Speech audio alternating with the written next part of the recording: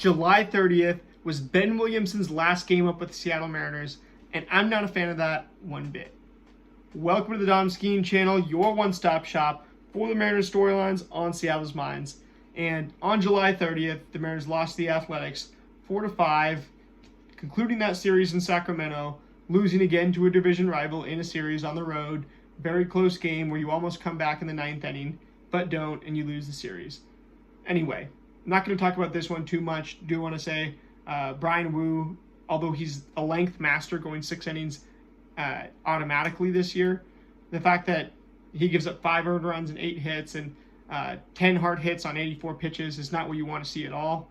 You'd much prefer to see, he's so good at inducing weak contact, getting strikeouts, inducing swing and miss, inducing weak contact, keeping hitters off balance. That he giving up all this in the minor league ballpark. It's like, why is he giving up 4 home runs? Partly because this A's lineup is hot, partly because they're in Sacramento. I don't know exactly. Brett Rooker stays hot, goes 2 for 4, hits another home run. Miguel Andujar hits a double dong. This is this type of stuff.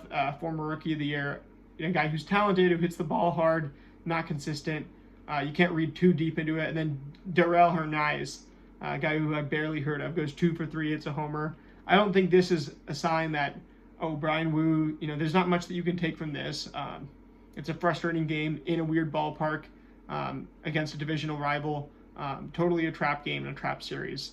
And Jeffrey Springs has a great line: 6 innings, 1 run on 2 hits, and 1 walk to 7 strikeouts. Gets 89 pitches, 6 innings, just 6 hard hits, or 7.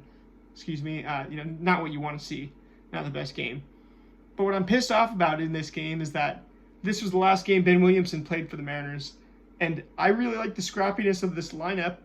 They got the pitch count up. They made Jeffrey Springs throw 89 in 6 innings, even though they only got 2 hits off of him. And then, Justin Sterner gets through an inning, but you get 2 earned runs off of him, and you make him throw 20 pitches, get 2 hard hits off of him, because you're a really scrappy lineup. Jack Perkins, in those 2 innings, you get a run off of him, and you have a chance to tie that game up in the 9th inning. You get home runs off of all 3 of these pitchers too, I think partly just because you're so scrappy, you're breaking them down, you're getting deeper into these counts.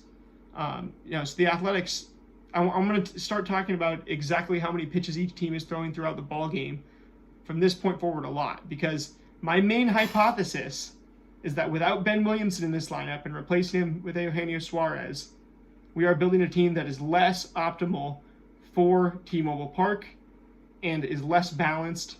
And what it's going to result in is not having a pest and replacing him with a massive strikeout but home run guy is going to lead to more strikeouts, more home runs, and much lower pitch counts for opposing pitchers. This game, you make the Athletics get through, throwing you 132 pitches, whereas the Mariners, to their credit, right, only 8 instead of 9 innings pitched. Because the bottom of the 9th wasn't needed. You end up, 109 pitches to 132.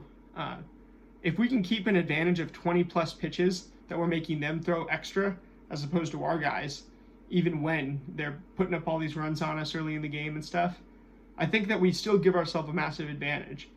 But the worry to me is that opposing lineups are going to try to slow the game down versus our starting pitchers, which has already been an issue this year. People talk about our starting pitching not being as dominant or as much of the big strength that we want it to be.